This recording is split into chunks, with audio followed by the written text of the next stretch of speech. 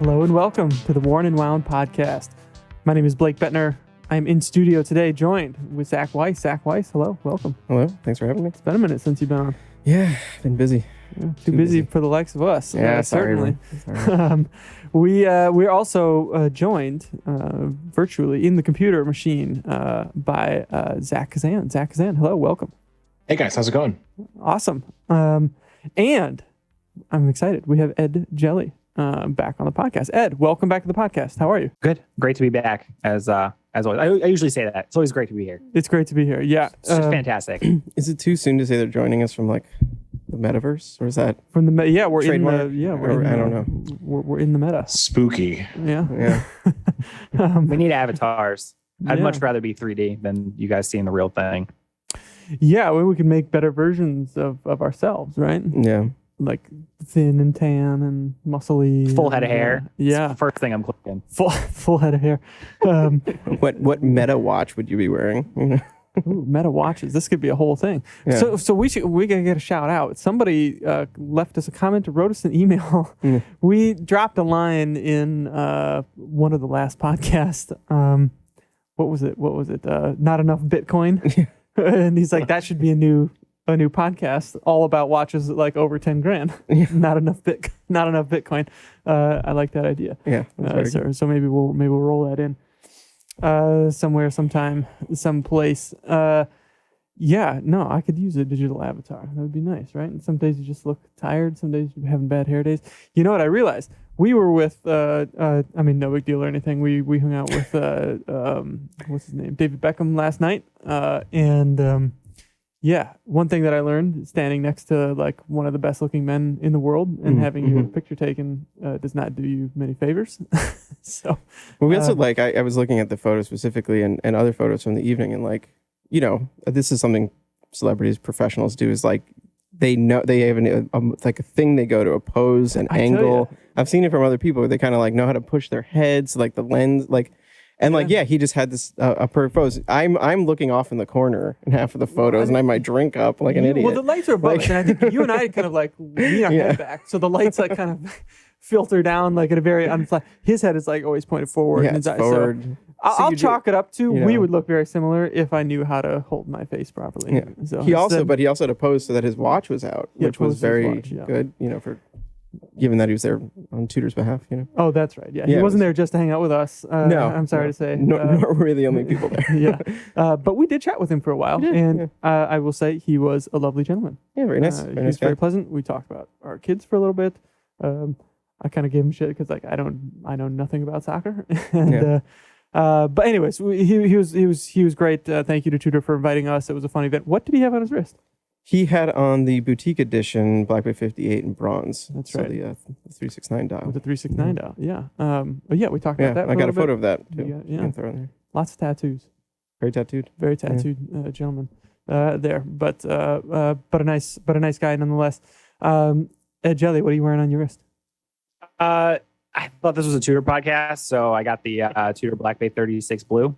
All right. So I feel you know, I got a sweatshirt on here. I'm a little underdressed for GPHG talk. GPHG talk. Yeah. Okay. Yeah. We'll get there. Is that, Black Bay 36 blue. It's fantastic. Yeah. Always good. Yeah. Very cool. Zach Kazan, what are you wearing? I'm wearing my vintage JLC memo box today. I've been wearing it for the last few days. Okay. Yeah. Very cool. Zach Weiss, what do you got on there? I have on the Synchron Military. All right. Very cool. Not the Doxa. Not the Doxa, though. Doxa military. Well, we review forthcoming of this watch, and I was lucky enough to actually be able to get an original Doxa Army, of which there's believed to be like less than 20 or something. So we got that in to photograph with this watch, which was, a unique.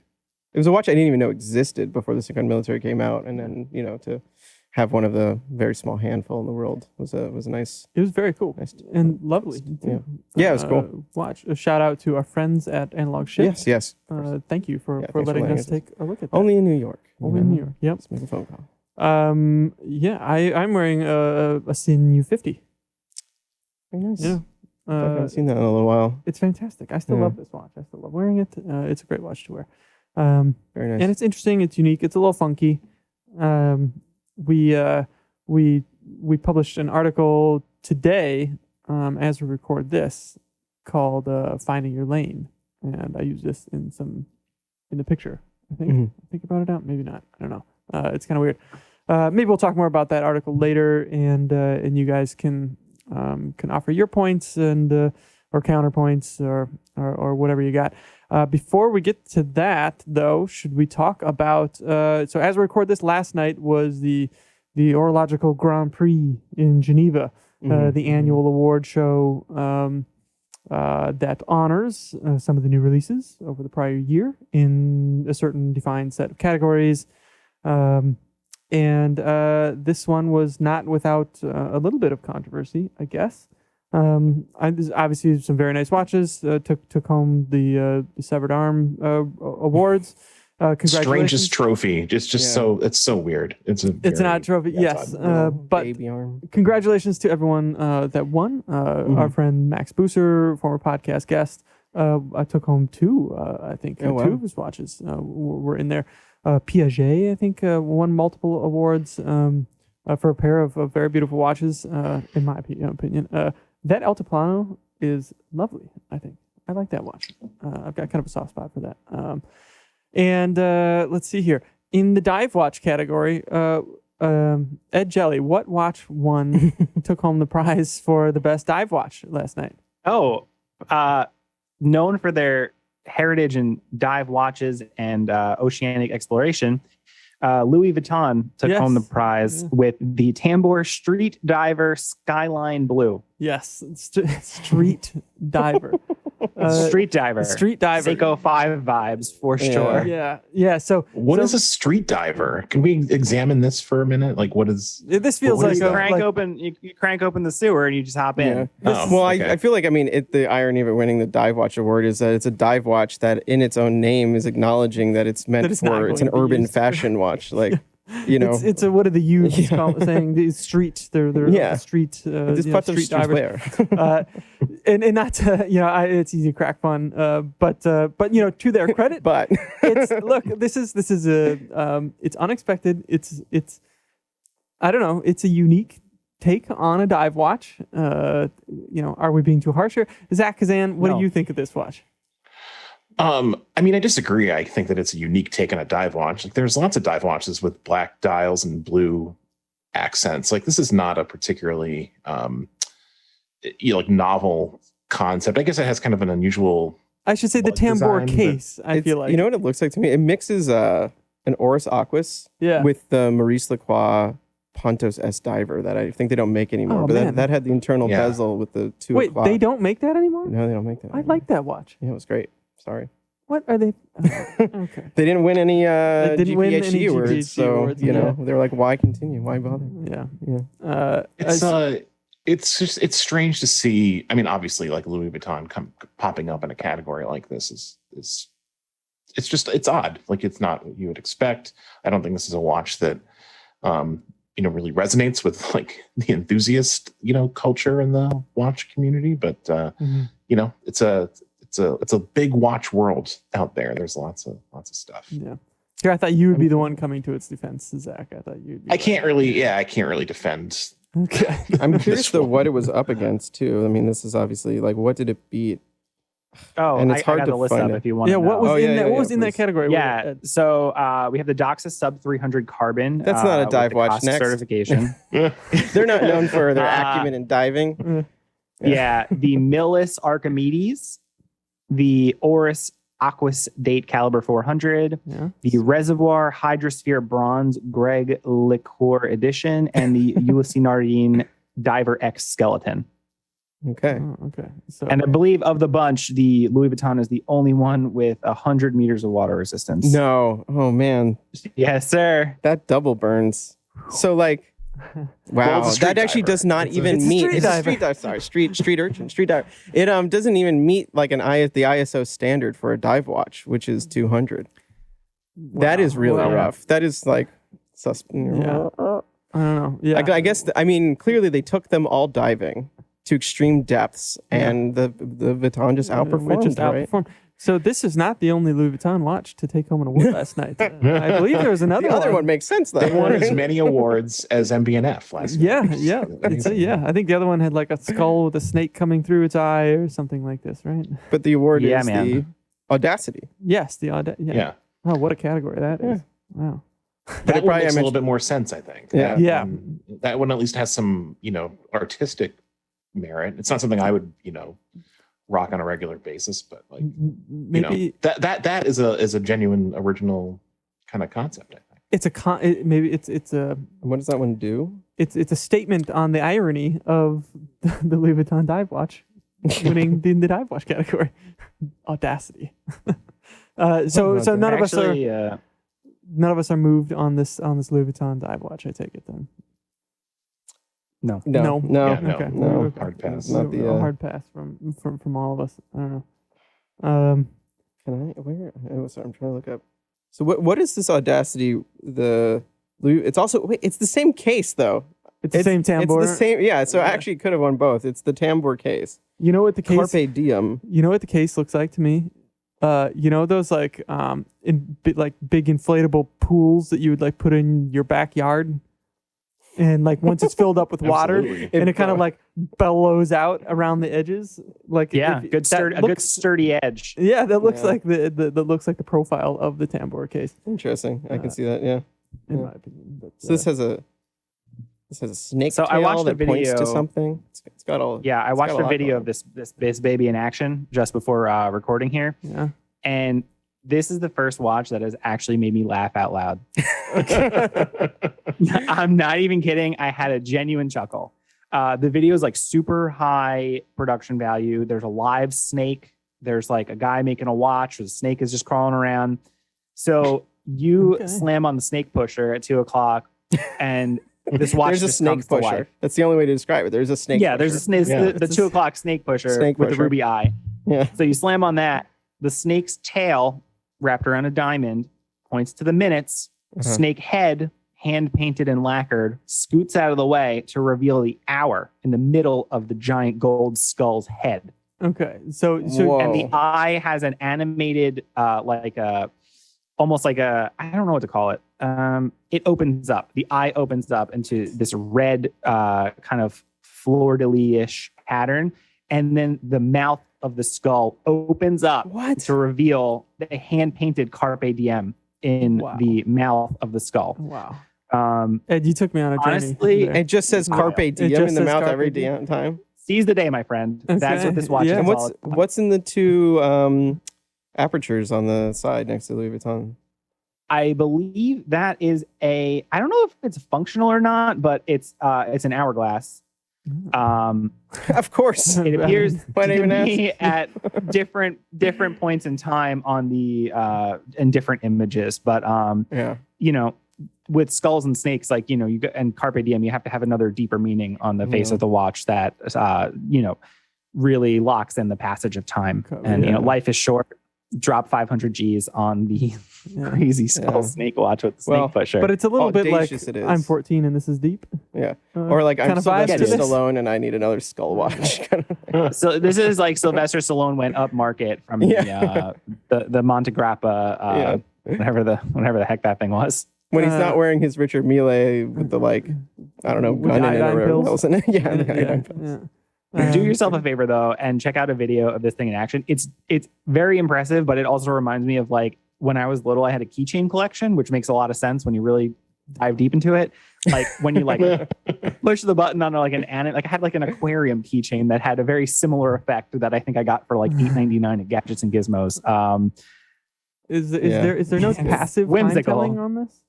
That you have to I think- actively press the thing to read the I time. think the snake's tail is at rest until activated Okay. via the snake pusher. Okay. So you can just enjoy the craft of it until you're ready to read Yes. the time. Okay. Excellent. It's really, I feel like I just went on a fun journey. That was great. Yeah. Wow. Thanks, I'm yeah. All in good fun. I know that there's some serious watchmaking happening at Louis Vuitton. It's very yeah. impressive. There's a Yeah. lot going on. I mean, that's not Yeah. easy to make, certainly. It's Yeah, and it's it's just insane. If nothing, it's not. If nothing else, it's. I mean, it's very creative. So, not to rag on anybody too Yeah. hard here. So, What else? A Grand Seiko White Birch also took home an award. Yeah, which one? That got men. Is it men's prize? Is that a typo? Is it men's prize or it's men's? It's just men's. Yeah, good men's. It won the best men's. Yeah, watch best for men. The best, it's man. Yeah, sorry, ladies, this one is not for you. Honestly, that's probably a better dive watch than what. But yeah, but no, it's an awesome watch. So it's definitely in terms of award. I feel like that award is a little non-descriptive, unfortunately. But where this watch has a lot going on. But. Yeah, we like that watch a lot. The judges clearly didn't agree with my take on the lug span being too wide. But congratulations to Grand Seiko on winning that. I believe a Tudor Black Bay, the ceramic Metas watch won. It took home an award as well. That was the Petit Dubuis. Yeah. Say it again. No. I think I might. Yeah, no. Yeah. But so what does it even mean, Petit Dubuis? I think that means it's like in a certain price range or something like that. Okay. Yeah. A watch for poors. I think is it under. It's the entry level watch. Yeah. It wasn't an Aqua. It was, yeah. But that's pretty good. Yeah. Can I just throw a random watch in here? Yes. I had no idea. So there's a calendar and astronomy award, which is pretty specific. Did they make it? How many watches would even qualify for that? Yeah. Once again, I unfortunately only There have were the winners. six in there. There were 6. I have the list of entrants if you'd like to hear them. Yeah, for sure. Yeah, we got the in calendar and astronomy. We got the Arnold and Son Luna Magna, the Breitling Premier B25 Datura 42. Bulgari Octafenismo, I believe that's a perpetual calendar, and then we have something else. That won the whole thing. Okay. Vanderclaw. Oh yeah, Vanderclaw. That's what CVK, won. Planetarium Ice Isinga, the IWC Big Pilot Calendar Top Gun Mojave, and then personal favorite the Constantine Shaken Minotaur also in there. Oh yeah, the that's actually that's a pretty fun selection. Yeah, but I really like Christian Vanderclaw. I feel like he's a watchmaker, and that's a brand we don't hear of very often. Their specialty are like kind of planetarium watches, which I was randomly thinking about this morning, actually not even having looked at what won, because there's very few watches that show something that like you will not even see a complete cycle of in your lifetime. Yeah. And except for the planetarium watches with the like there are outer a few planets. watches like that. We should do a whole article on the watches that you will not be able to take proper use of, use of in your lifetime. Watches that are beyond like, well, because you live in the moment with your watch usually, but these are watches that are much grander. Carpe diem. Sorry. Yeah. Oh, you should do a Why I Love It on that. I think I will. I think I will. Watch. That's yeah. I don't know, or like at least the concept. This version is funky. It's got some blue kind of panels on it. That's cool. But I like the planetarium stuff. I think that's very interesting. Yeah. This is actually also the world's smallest mechanical planetarium. Wow. That's really neat. Yeah. It's very neat. Yeah, that's very cool. Yeah.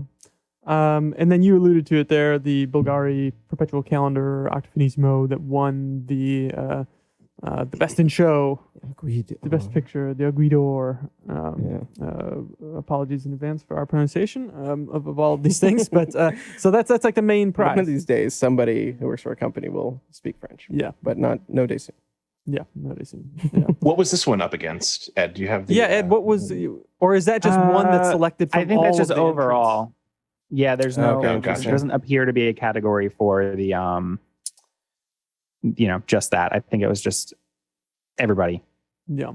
Do they go into great detail at the award show of like why they made these selections, or is it more of like that could be like the Academy's like you won, somebody from Bulgari comes up, thank you, next. I think it's more of that than whereas maybe like at the Oscars you got the person that comes up and presents and maybe talks about the movie or the categories or whatever made something so great, and then the actor or the director or whoever comes up and talks about. Well, I guess they don't really do that. They just like thank their mom and Jesus and like go off stage, right? Are you saying you need someone to explain why that Louis Vuitton dive watch is great? No, no. I was. Well, I mean, yes, but at the same time, I'm kind of curious. Just generally speaking, and not that. I mean, I feel like the Octafenismo Perpetual Calendar has like there's a lot of reasons why that would have won. Once again, up against everything else in there, there's a matter of taste and some other greater decisions that are going on. Like what is what means greatest in this context. But Is it, people like subjective humans are making these decisions, and people far fancier than us get in a room and and pick which Louis Vuitton is the best dive watch. Yeah, pick which. It's gonna be hard to live down. Far be it from us to question their collective wisdom of the jury there. So the Perpetual Countess, I mean, this is a gorgeous watch. This came out, I mean, a few months ago. I remember, I feel like, Zach, you were particularly taken with it when it did. Yeah. I had my first Octafenismo Experienissimo at Windup, of all places, when Adam Craniotis had the Revolution. Our friend Adam Craniotis had his the chronograph that was like a special edition for Revolution. Yeah, it was the full loom dial chronograph. That was cool. Dual time chronograph. It has a really cool push button 24-hour hand on it. Yeah. And I'd actually never tried one of these on before. And there's the whole there's a lot of fuss about these watches, and it's a bizarre watch. It really does not feel like anything else. Like, it's very wide. It's a big watch. Yeah. But it's like paper flat. So thin. And I mean, that's obviously part of why this one, I'm sure it's this ultra thin perpetual calendar with retrograde on it. But I don't know. They're very neat. I don't know if I'm quite in that obsessed. I feel like people are really diehards for the Octafenismo right now. I don't think I'm quite there, but I definitely get it more now than I did before. Yeah. You know what I mean? Yeah, it's neat. I feel like you have to have the right wrist for it, just because there's not much shape in the case. No, it's flat. It's flat as Kansas, so it's gonna sit how it's gonna sit, right? So, Zach, you had a chance to see this watch too. What was your impression of it? So I didn't really get to spend a lot of time with Adams at Windup, but I've encountered an Octafenismo at a meetup once, and it was very impressive. Like I'm kind of a sucker for the design. I love the aesthetic of it, I'm a fan of those watches in general. I think that they're kind of like a really interesting take on the classic integrated bracelet look and like a really hyper modern kind of context. They're great. Jelly, do you have a take on the Octafenismo? Yeah, I'm actually a big fan myself. I have not experienced them in person, but there's just a lot to like about them. But again, it's one of those things where I worry that if don't meet your heroes kind of thing. Like if I were to try it on, I'm not so sure, just based on what I have in my collection, that it would work, and based on how I kind of dress on a day-to-day basis, that my wardrobe would not. I don't know, man. I feel like you got to be wearing a real crisp suit to kind of rock these. I don't know. I don't know either. I'll say particularly with the one Adam had, and Adam certainly wasn't wearing a suit. He was, he had sandals on, of course, and all that kind of stuff. Yeah. But that one in particular, because they gave it this this tachometer and engraved into the bezel, and it has almost like a funky 90s sport watch look to it. Like, it's not nearly as, it didn't come off formal. But I feel like a certain street diver, this is definitely a watch that you could wear with a more casual but considered clothing. That's why I'd like to try one on, to kind of get a better feel for it. But every time I see a picture of it, I'm like, and then you read the specs, and then you look at the movement through the back, and everything is just so thin and sleek and great. And I definitely like to pop in and check one of these out sometime. I like the Toto Ando versions of these. I think are really cool. That blue one with the yellow. I won't say what it reminded me of at first. Moon. It's not a moon. I thought it was like a moon phase. Then I thought it rotated into. Yeah, I thought it was. It looks like a banana. It looks like a banana. Yeah. I didn't want to shatter anybody else's, because when I brought that up to you, Zach, you're like, I didn't see that, but now it's all I see. But then you can go one step further and just be like, it's like the album cover of the Velvet Underground, which is awesome. Yeah, there you go. Did you see the other Octafenismo at Windup? I did not. I only saw that one. I'm going to forget his exact. It's either Rich or Rick. I'm sorry, Rich or Rick from Solabs had a. He has I guess it's probably a 90s Gerald Genta. I saw that. Yeah, the Bulgari Gerald Genta. Yeah, that was a very cool watch. It's the same case in a sense, but it's much thicker. It's it's not a thin watch, and it was actually very cool. I feel like in the kind of the opposite. It's like a chunky watch with a rubber bracelet that was integrated, and it was it was big for my wrist, but it fit his wrist very well, and I was like, this is neat. It had a way more of a kind of a cool factor than I expected. Yeah, and it's not people would be like, what's that? Oh yeah, yeah. Right? It's not like, oh, that's that hot new Bulgari Octafenismo. It's more like what's going on with this thing? It's a story. It's a story waiting to happen. And this one says Genta on the dial, which It says Genta. neat. That guy. The guy who designed that thing. Mm-hmm. Yeah. Ed Jelly, you missed out on a hot takes episode that we did a while back. I heard. Did you listen to that episode? I might have. That might have been one of those while driving ones. So Sure. please don't. Did you? Don't hit me too hard. What do you think of minute 23? Yeah. No, minute 23 was pretty good overall. No, I don't know. Zach kind of let the cat out of the bag on the NATO straps there, and I thought you might have something to say on that, or even contribute a hot take or two of your own. I'm unprepared, but I don't know. This has really put me on the spot here. I'll give him a thing. I realized because I at the end I was like, I don't know what my hot take is either. I think I came up with something pretty lame. Yeah. But I'm gonna do a non-watch hot take. Okay, lay it on us. Okay, Squid Game is overrated. Oh. In fact, it's terrible. Wow, it's terrible. All right. There, done. You know what? Not so hot. I think I might be on Team Zach. Yeah. Yeah, I don't disagree with that either. I think What a warm take, Zach. Jeez, Sorry. No, I'm only I don't know, maybe 4 or 5 episodes in. It really slowed down. Yeah, it's tough. It's tough to watch. It's like boring. the initial concept goes kind of okay, but then I went back and sat down and watched another few episodes. And I was like, okay, Yeah. all right, Just kill them already. Yeah. I'm over it. Well, now you just watch to see what kind of thing they're going to put them through. Yeah, kind of. Right? Yeah. Anyways, so it was more like, do you agree with Zach on his NATO hot take, or is he? But does Zach doesn't like NATO straps? Zach Kazan is not. Yeah, he's not on the NATO strap thing. Oh, dude, I'm all in on NATOs. All in. He's all in on NATOs. Okay. I think we knew that about Ed Jelly. I think I'm a NATO guy. That's self-evident. Right. One look at the gram and you'll see there's a lot of straps going on. I've been on a bracelet kick lately, but yeah. No, I'm that is no, you're wrong, Zach. Sorry. Sorry, Zach. I respect you. Over the but last couple weeks. That's fine. Ed, you recently bought something pretty cool. What was your last incoming? The Grand Seiko SPG N003. Of course, that could be a hot take. Quartz is great. Quartz is fantastic. Love quartz. Yeah.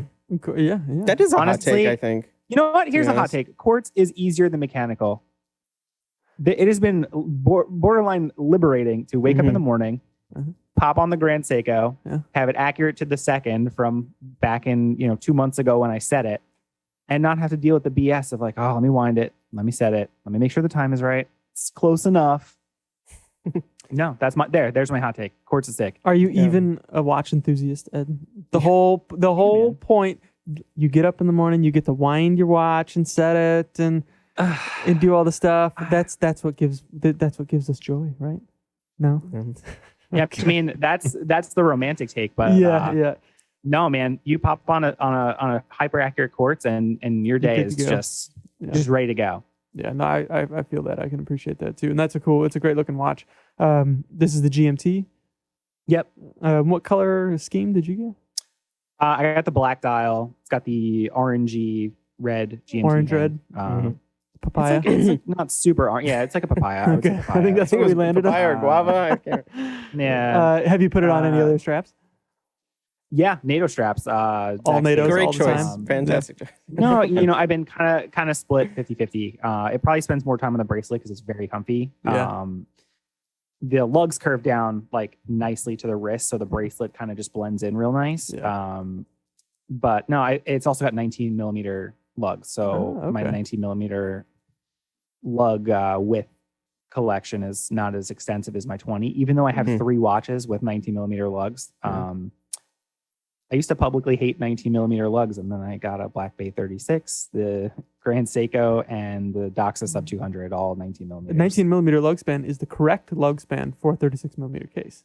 I don't know if you know that. That's just hot take. That's just objective. Hot take. The truth. Watch out. It is I did the math. Yeah, using the Right, Fibonacci sequence. I did the ratio on the it checks out. It's there. It checks out. Right? So what is with Grand Seiko though, in like odd lug? Yeah. Well, it's funny. well, whatever. I now have 2 Grand Seikos. I'm not wearing. Brag. Yeah, I'm not wearing the new one that I Yeah. have because. Oh, that's right. You just the incoming the other day. Yeah, I know. I just so tomorrow, as of recording this on the 6th, is a Grand Seiko GS9 Club event. So I'll wear it to that, but I'm going to a concert tonight, so I do not want to wear it to that because that one is. So It's not mosh pit ready. It's not mosh pit. Is there an ISO standard for mosh pit ready? It is higher than the Louis Vuitton, unfortunately.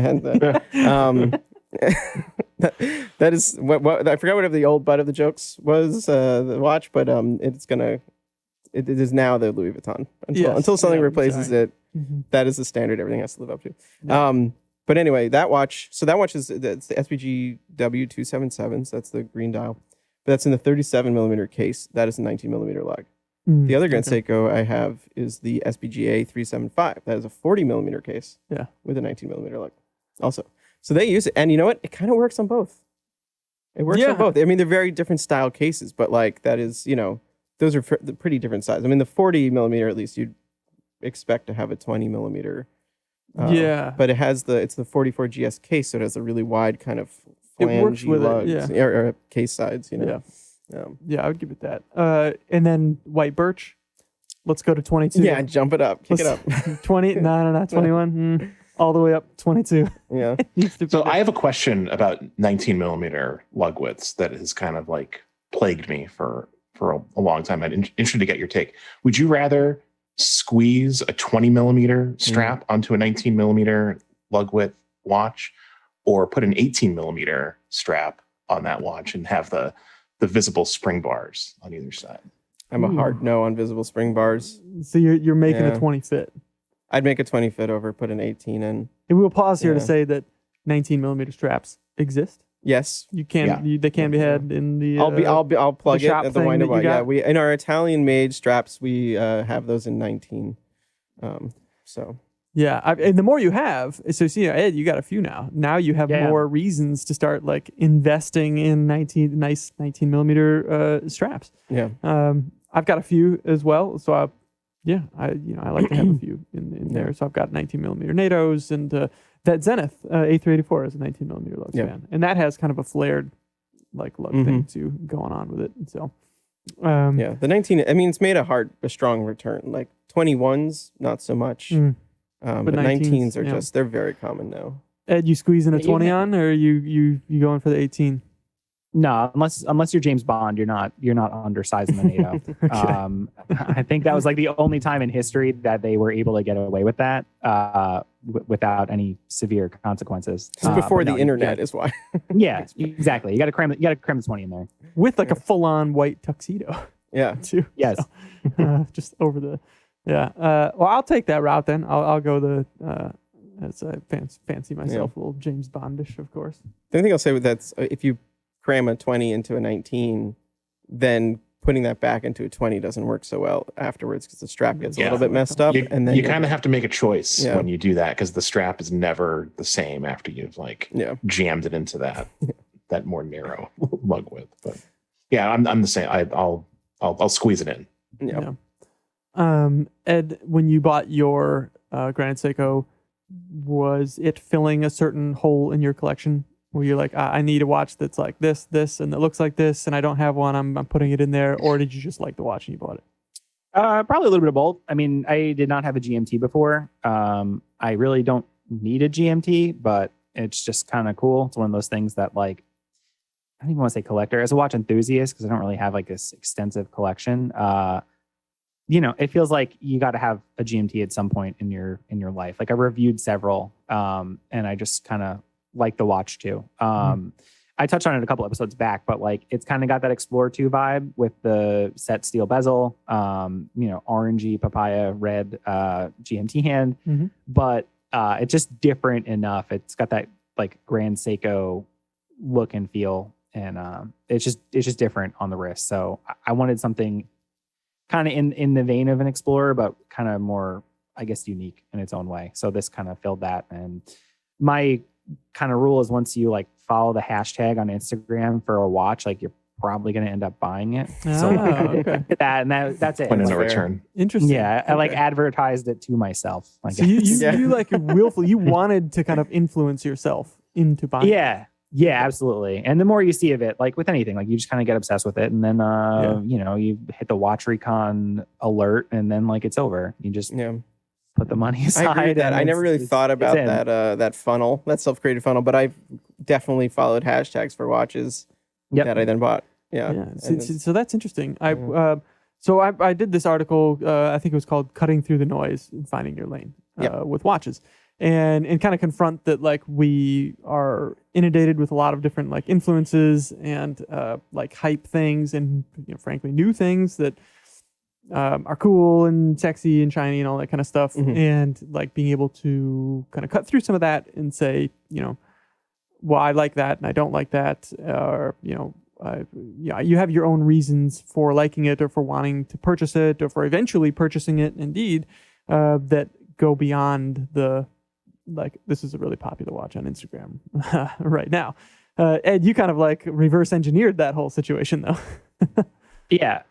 You can make whatever you want popular on, you know, the algorithm listens. I mean, if you kind of seek something out and put it in front of your face enough, I think really the only reason I do that is like kind of to see how a watch works on different wrists, on different straps, presented differently. And like, for me, it's one of the most helpful ways to kind of narrow down a purchase decision, because you do get to see this watch out in the wild. Like when you're reading a review or you're watching a review, you know, there's that inherent bias of the person who's writing it. I mean, we've all written watch reviews. You know that you're the one reviewing the watch, and the person that's reading it has to accept your opinion as valid to kind of side with you on the review. Otherwise, you know, you have no credibility and it's shot. You have to kind of keep in mind when you're reading these reviews that there's a person writing them. But when you're just looking at kind of pictures out in the wild and seeing how this fits on different straps, different scenarios, different wrists, you get like a more complete picture of what watch you may be considering. And I've found with everything that I bought, it kind of really helps narrow it down. Do you, when you open up your watch box or sock drawer or whatever, wherever it is that you keep your watches, do you feel like, there's a theme emerging here, or like do you consider yourself like, this is the lane that I kind of stay in and this is the vibe that I like to go for? Not really. I mean, I don't have like a whole sock drawer full of black dialed sports watches. I think for me, kind of, I don't really have any set rules. Like if something speaks to me for one reason or another, I'm not going to be like, oh, well, I already have a GMT, or like I already have a dive watch, I got to get rid of this other one.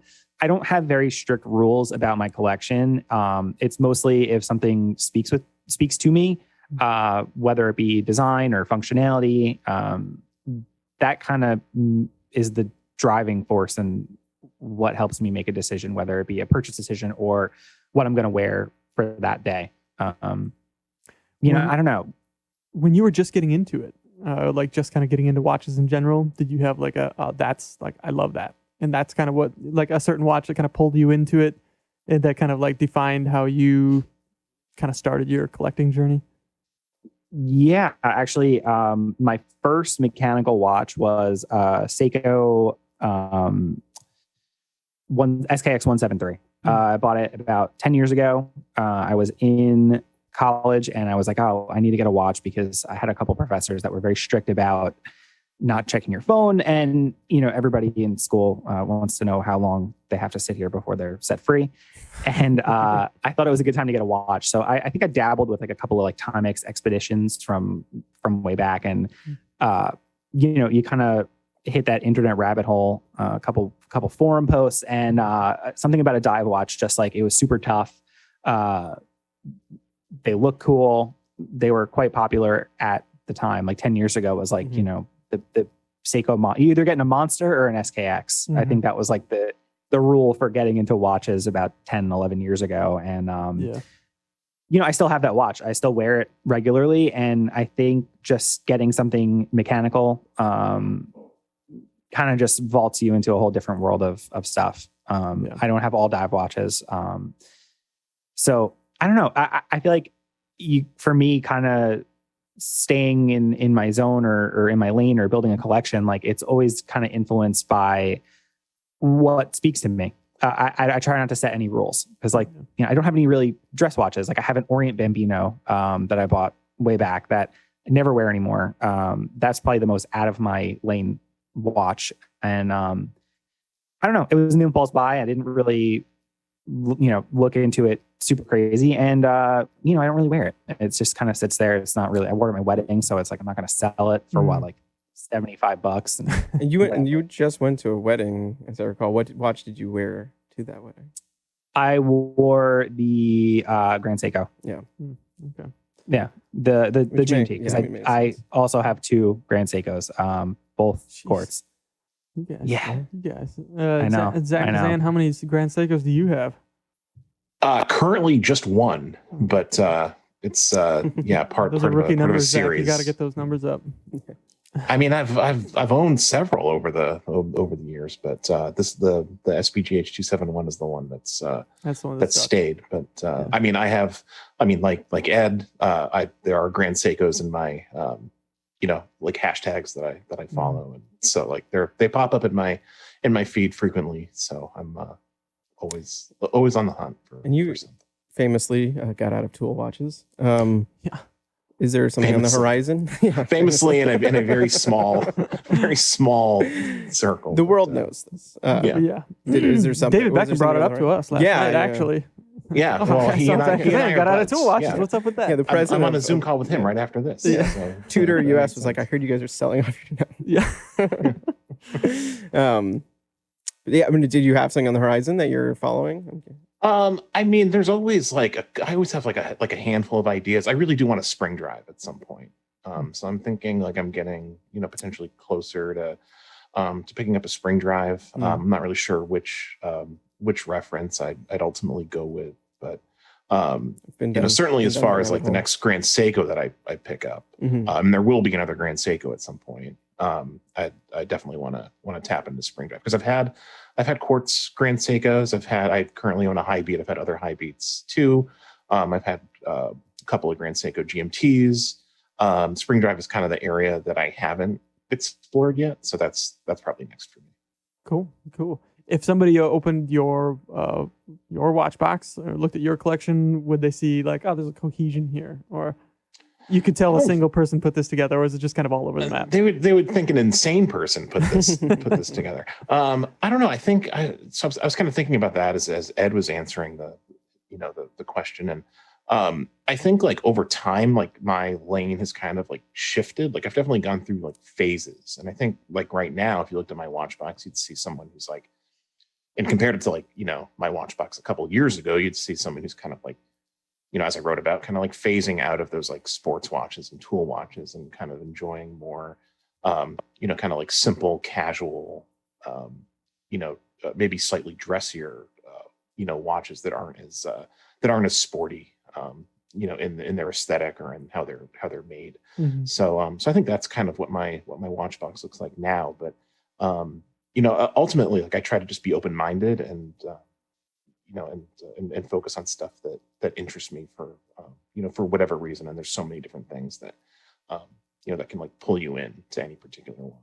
Is the Speedmaster at risk?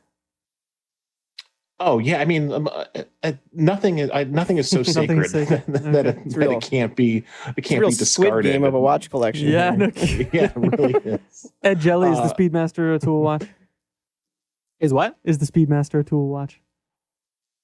I guess so. Yeah. I mean, I don't know. Yeah, I'm gonna go. Yeah. You're gonna go. Yeah. Okay. Yeah. We all own Speedmasters here, sitting here. What, I don't know if did I ever ask you that? Is the Speedmaster a tool watch? Yeah. I definitely think I would like. My knee-jerk reaction would be to say yes, but I guess you could think about it more. And I get the one I have also the 3520, which is the reduced triple calendar I wrote about. Like that one is also too. Like I think Zach's point, like that was a lot less legible than most chronographs because it has a hell of a lot more going on to it, and it's really like it's almost more of a calendar watch than a chronograph, particularly in like how I wear it or I feel about it. Which a calendar is not a very toolish sort of complication. I don't know if that makes sense, but but the watch itself, like it is like my black dial chronograph, and it fits that kind of niche. And I like that. Yeah, it's a weird thing. I think I would have said, yeah, of course it's a watch because of like the hair, like everything that's kind of like goes along with it. Yeah. But Zach Kazan, I think you made like a fairly compelling case that, I don't even know what to say about it now, what to call it now. And I guess you kind of have to feel comfortable with, like, I don't have to fit that into like a neat little box. Especially now that like the the newest versions of it, like they're very luxurious now. And like but it always, to the point, it's like you just wear it for how you wear it. Zach Weiss, what about you? What about like, has your collection kind of like veered into a certain direction, or is it still kind of all over the map? Or I mean, it's pretty all over the map. I mean, my collection, I think there's two parts to it. One is the worn and wound part of it. So like my collection has a lot of worn and wound limited editions, because I do get one of every one, and those are pretty all over the place. Although. But that's something about my hand. So I think they'll have like a kind of some aesthetic cohesion. There's a lot of crosshair dials, dates at 6 to that one guy who probably hates all of our limited edition. He's tuned out. We've lost him. Yeah, he's gone. But then in terms of like the watches I've purchased, I think there's been kind of eras to it. I used to be much more tool watch and chronograph focused. I mean, there was a point in which I had multiple Lamania 5100 chronographs and whatever, and then I got rid of them all. Now I have a and new then you one. just bought one. I just got out. It's been a really bad couple months. But like getting that back, and that watch really feels like me. I have to say, like that watch is stunning. By the way, I'll wear it some other time soon. Once again, not wearing it because it's the Orfino with the olive green PVD coating on it, which is like if you look at it too hard, it comes off. So I'm definitely not wearing that to a venue or anything. Like mosh pitting. Yes, no moshings. I don't think there'll be moshing tonight. But I've literally got like beer, like just, beer just explodes at concerts and it just rains down. You're like, you don't want to clean that out of your chronograph, Ed can attest. But but it's weird though. I mean, I have there's a couple of dressier pieces. I don't know. I'd like to think it's well-rounded though. I definitely do think about things competing with each other in a way. Okay. Yeah, and so like because it happens where you like have a watch you love, and then a year or two later you get something else that's new and shiny, and maybe it is like literally a 3-hand dive watch with a bezel that's 39 to 41 millimeters, something like that. Yeah. Which there's a lot of watches out there, a lot of temptation in that price, in that category to get. But like I have my SBB 149. I love that watch. Yeah. If something were to push it off of its pedestal, I think I would feel bad, because I love that watch a lot, and I don't want to someday find that on the chopping block because something else has become. But what if something did, and you're like, I love that just as much, and it's like maybe a little different. Like would you get rid of the 149? You'd be like, well, I guess I have to get rid of this now. No, I mean it's not. No, it's not like it's okay to like both. It's okay to like both, and it's okay to have both. But like, occasionally I'm like, just one watch doesn't quite cut it. I mean, like I had 2 Speedmasters for a while, and honestly, like. They were very different Speedmasters, but it was kind of like they weren't radically different, and it was a little bit like I felt at a certain point it's like I want to choose between these 2 watches, because the broad arrow that I had was taking away from wearing the reduced calendar, which I think is more me of a watch. I think like Ed said, I kind of buy watches that appeal to me, and I know enough about my own like sense of style and taste with watches at this point that I kind of can decipher like what works for me from the fanfare of it all. And I think that's probably the same goes for all of us. You've been around, like I think we still can succumb to it a little bit, even though I have watches in my collection that are considered like overhyped watches, and I'd be the first to admit that, but I can articulate why I like them and why they're in my collection, and I don't really give a shit about them being that way. And if they kind of weren't popular tomorrow, it wouldn't really bother me in the slightest. And I think you have to confront that, like in your own thing, and being able to say, like, when I open my watch box, it might look like a little all over the place, but I don't know, like I there's certainly like a type there that I think you could say, right? Like it's probably for all, like we have a type, when you look at the watches that are in our watch boxes. But even if they do go into kind of like seemingly random territory sometime, like that's okay. Yeah.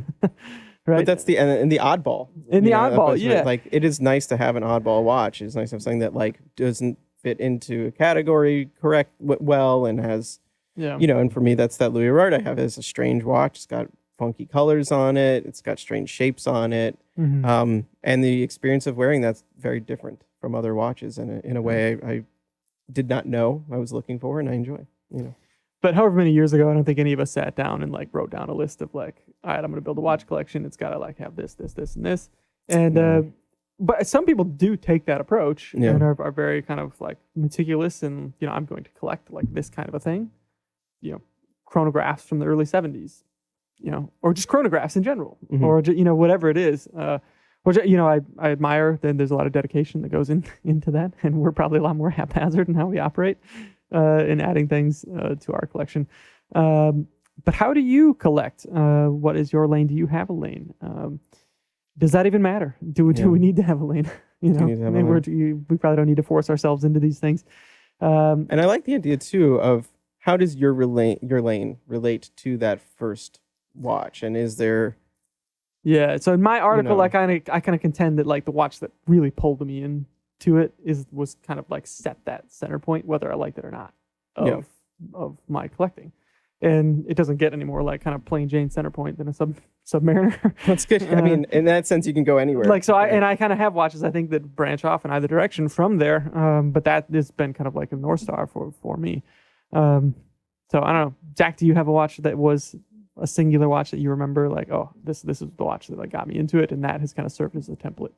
Well, like similar to Ed, like I kind of cut my teeth on like inexpensive Seikos, and like for me it was really the Monster. Like that was it wasn't my first mechanical watch, but it was the Seiko Monster was like among the first mechanical watches that like I really loved, that like I connected with, and I've had several over the years, and so like, but that's an oddball watch, like for sure, like that's a at the time was considered like a pretty avant-garde like case shape, and like I still am drawn to that. Like I'm wearing a watch right now that has an unusual case shape. I have other watches in my collection that are similarly kind of strange. So maybe for me it's just like the notion of those like oddball watches kind of are what is appealing to me, because I do find myself going back to those things and drawn to like the weirder stuff over and over again. Yeah. Zach Weiss, what about you? Do you remember that watch for you?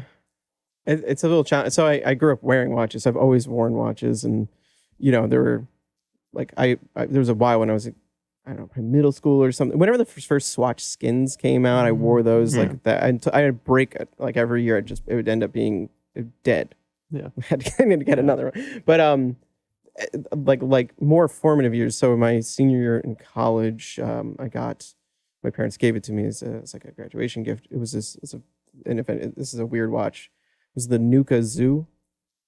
So this was like a all metal digital watch that told time through like dots and lines. Okay. And was designed by a New York-based designer named Matthew Waldman, and that just like nothing else before spoke to me. Yeah. And it's interesting. I don't know how that quite relates to my current stuff, but I went from there to then a couple of like Nixons I would wear that were, one was 100% blue and one was 100% red. Yeah.